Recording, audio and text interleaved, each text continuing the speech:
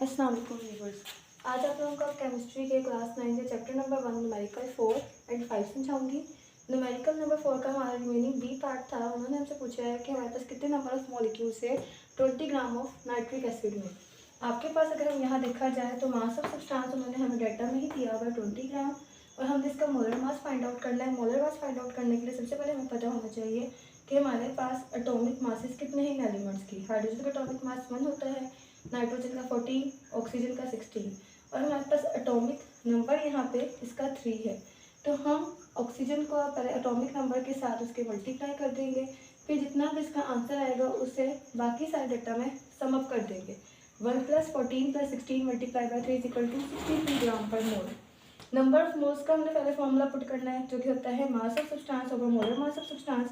Mass of substance आपके पास है 20 ग्राम, molar mass आपके पास है 63 ग्राम पर मोल। ग्राम ग्राम से कट जाएगा, यूनिट्स को आपने सॉल्व करना है। यूनिट्स को सॉल्व करने के बाद जब आप कैलकुलेटर में ये वैल्यू पुट करेंगे आपके पास आंसर आएगा 3.175 मोल्स। ये आपके पास है नंबर ऑफ मोल्स। अब हमने number of moles find out करने के बाद यहाँ पे फॉर्मूला पुट करना है, क्योंकि बेसिकली हमने क्वेश्चन में जो हमें पूछा गया वो है पूछा गया नंबर ऑफ मॉलिक्यूल्स कितने हैं नाइट्रिक एसिड के। तो number of molecules find out करने का फॉर्मूला हमारे पास होता है number of moles multiply by Avogadro's number. हमें पता है, यहाँ पे साइड पर लिख भी देती हूँ कि एवोगैड्रो नंबर बेसिकली हमारे पास की वैल्यू होती है 6.02 मल्टीप्लाई बाय 10⁻23। ये हमारे पास है एवोगैड्रोस नंबर। तो हमारे पास नंबर ऑफ मोल्स 3.175 आए। अगर मैं इस पॉइंट को इधर उठा के ले जाती हूँ तो हमारे पास साइंटिफिक नोटेशन के हिसाब से 0.3175 मल्टीप्लाई बाय 6.02 मल्टीप्लाई बाय 10⁻23, ये वाली वैल्यू आपके पास एवोगैड्रोस नंबर की वैल्यू है। इन दोनों को जब आप सॉल्व करेंगे पावर आपके पास 10⁻23 ही रहेगी, और इन दोनों को सॉल्व करने के बाद हमारे पास जो आंसर आएगा वो आएगा 1.92 multiply by 10⁻23 molecules. Sorry 1.91 multiply 10⁻23 molecules. इसका मतलब है कि हमारे पास number of molecules nitric acid के अंदर इतने मौजूद हैं 1.91 मल्टीप्लाई 10⁻23 मॉलिक्यूल्स। अब आ जाते हैं हम अपने नेक्स्ट पार्ट पे, जो कि है सी पार्ट। सी पार्ट में उन्होंने हमें दिया हुआ है आपको फाइंड आउट करना है 30 gram of glucose. 30 gram of glucose find out करने के लिए पहले हम यहाँ पे हमारे पास जो मास ऑफ सब्सटेंस है वो अवेलेबल है 30 ग्राम। मैं इसी डाटा में थोड़ी सी चेंजेस कर रही हूँ, और ग्लूकोज हमारे पास है C6H12O6। अगर हम इनके एटॉमिक मासेस को देखें तो हमारे पास इनके एटॉमिक मासेस के अकॉर्डिंग कार्बन का एटॉमिक मास होता है 12, हाइड्रोजन का एटॉमिक मास होता है 1, ऑक्सीजन का एटॉमिक मास होता है 16। कार्बन 12। अब आपने इनके नंबर ऑफ एटम्स देखने हैं। नंबर ऑफ एटम्स देखेंगे, कार्बन का हमारे पास एटॉमिक मास क्या है 12, नंबर ऑफ एटम्स कितने मौजूद हैं 6, 12 मल्टीप्लाई बाई 6। हमारे पास हाइड्रोजन का एटॉमिक मास क्या है 1, नंबर ऑफ एटम्स 12, ऑक्सीजन का एटॉमिक मास क्या है 16 multiply by number of atoms आगे आ गया 6। इन अब आपने 12 को 6 से मल्टीप्लाई करना है, 1 को 12 से मल्टीप्लाई करना है, 16 को 6 से मल्टीप्लाई करना है। इन सब को सम अप करना है, तो आपके पास इसकी वैल्यू बनती है 180 ग्राम पर मोल। अच्छा, एक और बात आप लोगों को यहाँ पे बताती चलूँ कि अगर आप ग्राम पर मोल इस तरह लिखते हैं तो फिर इसका मतलब है कि जो ये वाली आपके पास स्लैश है, हम स्लैश को बेसिकली कहते हैं डिवीजन का सिंबल, ये स्लैश आपके पास -1 में आ जाएगी। लेकिन अगर आप -1 नहीं लिखते तो फिर आप इसको इस फॉर्म में लिख रहे हैं। नेक्स्ट हमारे पास आ जाता है कि अब हमने इसमें number of moles find out करने हैं। Number of moles find out करने के लिए फॉर्मूला है मास ऑफ सब्सटेंस और मोलर मास ऑफ सब्सटेंस, जो कि हमने पहले भी पुट किया था। यहाँ पर डेटा में चेंजेस आ जाएगी। मास ऑफ सब्सटेंस हमने 30 ग्राम दिया था, मोलर मास हमने 180 ग्राम फाइंड आउट किया है।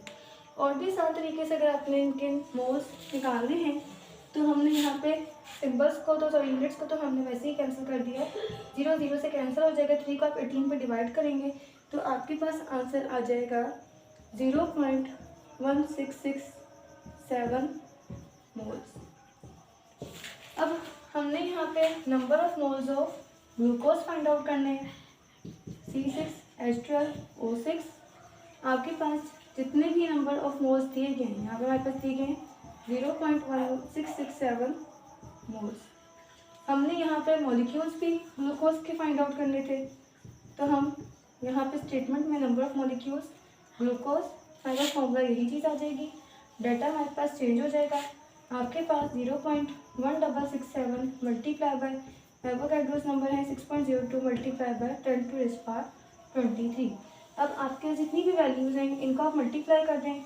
बेशक आप इस पावर को मल्टीप्लाई ना करें क्योंकि पावर आपके पास 23 में ही आनी है, क्योंकि हमने number of molecules find out करने हैं। इन दोनों को जब हम मल्टीप्लाई करेंगे आपस में तो हमारे पास आंसर आएगा 1.00 मल्टीप्लाई 10⁻23 मॉलिक्यूल्स। इतने मॉलिक्यूल्स आपके पास मौजूद होते हैं एक ग्लूकोज के अंदर। यह आप लोगों का क्वेश्चन नंबर 4 का न्यूमेरिकल कंप्लीट हो गया। नेक्स्ट हम आ जाते हैं क्वेश्चन नंबर 5 पे। क्वेश्चन नंबर 5 में भी उन्होंने हमसे यही चीज़ पूछी हुई है। मेथड तकरीबन हमारा सेम है। हमने क्वेश्चन नंबर 5 में नंबर ऑफ आइंस फाइंड करने हैं नंबर ऑफ मॉलिक्यूल्स की जगह पे। नंबर ऑफ आइंस फाइंड करने के लिए भी सेम हमारा यही मेथड होगा। हम यहाँ पर पहले इस डेटा को पूरा क्लियर कर लेते हैं। आपको ना स्टेटमेंट में दिया हुआ है कि हमने फाइंड आउट करना है 10 ग्राम ऑफ एल्यूमिनियम ट्राइक्लोराइड। यहाँ पे हमारे पास मास ऑफ AlCl3 है। आप इधर लिख सकते हैं गिवन मास ऑफ सब्सटेंस या AlCl3, कोई भी 3 चीज़ों में से लिख सकते हैं। आपके पास आ जाएगा 10 ग्राम। फिर हमने इसका मोलर मास फाइंड आउट करना है। Molar mass of aluminium trichloride. Aluminium का मोलर मास हमारे पास होता है 27। क्लोरीन का हमारे पास एटॉमिक मास होता है 35.5। 27 को हमने 35.5 के साथ मल्टीप्लाई प्लस करना है, लेकिन यहाँ पे नंबर ऑफ एटम्स क्लोरीन के 3 है, तो इसका मतलब है 35.5 3 से मल्टीप्लाई होगा। अगर आप ब्रैकेट्स लगा देते हैं तो फिर मल्टीप्लाई का साइन शो नहीं करेंगे। अगर आप इन ब्रैकेट्स को हटा देते हैं फिर आप यहाँ पे मल्टीप्लाई का साइन शो करेंगे। फिर इसके बाद जब हम 35.5 को 3 से मल्टीप्लाई करेंगे, उसको 27 में प्लस करेंगे, तो हमारे पास total number of molar mass आ जाएगा 133.5 ग्राम पर मोल। अब हमने इसी फॉर्मूले के अंदर number of moles equal to mass of substance over molar mass of substance, इसी फॉर्मूले के अंदर हमने इसको पुट करना है। तो हमारे पास यहाँ पे आ जाएगा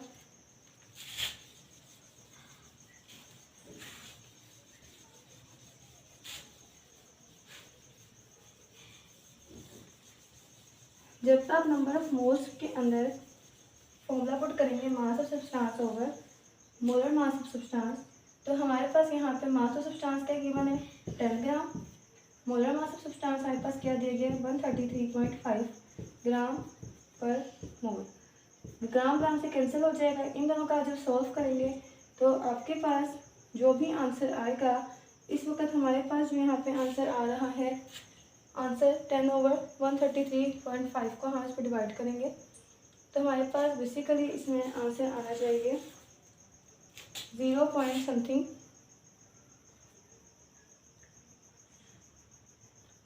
0.749 मोल।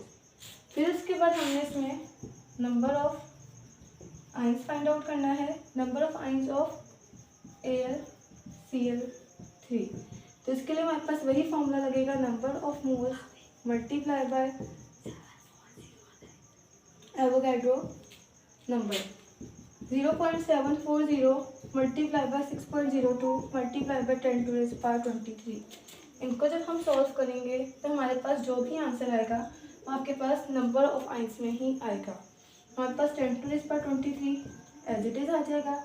6.02 को 0.740 से मल्टीप्लाई करेंगे तो 4.45 मल्टीप्लाई 10 4.5 4.45 मल्टीप्लाई 10⁻23 आइंस आपके पास आंसर आ जाएगा AlCl3 का। नेक्स्ट टू पार्ट्स भी हमारे पास सेम एज इट इज ही होंगे। इसमें हमने बेरियम क्लोराइड और सल्फ्यूरिक एसिड का मोलर मास फाइंड आउट करना है।